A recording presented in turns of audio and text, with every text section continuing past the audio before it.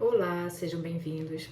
Vamos concluir hoje a primeira parte do capítulo 2 do Livro dos Espíritos, tratando sobre espaço universal, nas questões 35 e 36. Espaço universal é esse espaço físico em que vivemos.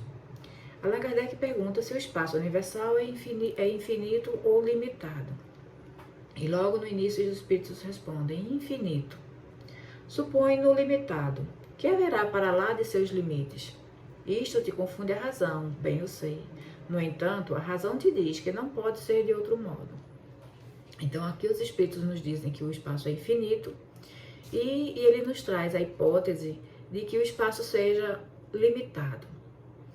Então ele nos pergunta, para o que existiria além desse espaço? Se ele fosse limitado, né, para além dele, o que haveria? E eles nos dizem que a nossa própria razão refuta essa ideia de que existe um limite no espaço. Ele não tem limite, ele é ilimitado. E eles, justamente pelo fato de que não conseguiríamos compreender o que haveria para além. Se não existe mais espaço, o que haveria depois do espaço?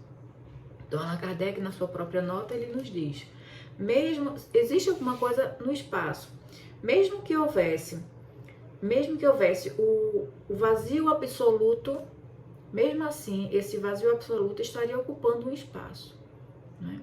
Então, imagine só, como se a formiga que passasse a sua vida toda num jardim, imagine essa formiga, se ela pudesse pensar, ela imaginaria, será que existe algo além desse jardim? Ou todo o universo se resume a essa nossa casa, esse nosso jardim, esse nosso espaço, né? Então, nós sabemos que o mundo não se limita ao jardim de uma formiga, mas ela que vive ali, ela não sabe disso, ela só pode se questionar, né? A mesma coisa somos nós, né? Fazendo essa pequena comparação, nós não conseguimos imaginar o que existe, né, no universo inteiro, mas nós sabemos que tem que haver alguma coisa, porque mesmo que não houvesse nada, mesmo que houvesse um vazio, esse vazio estaria ocupando um espaço. É nesse sentido que Allan Kardec está se referindo. Na questão 36 ele pergunta, o vácuo absoluto existe em alguma parte no espaço universal?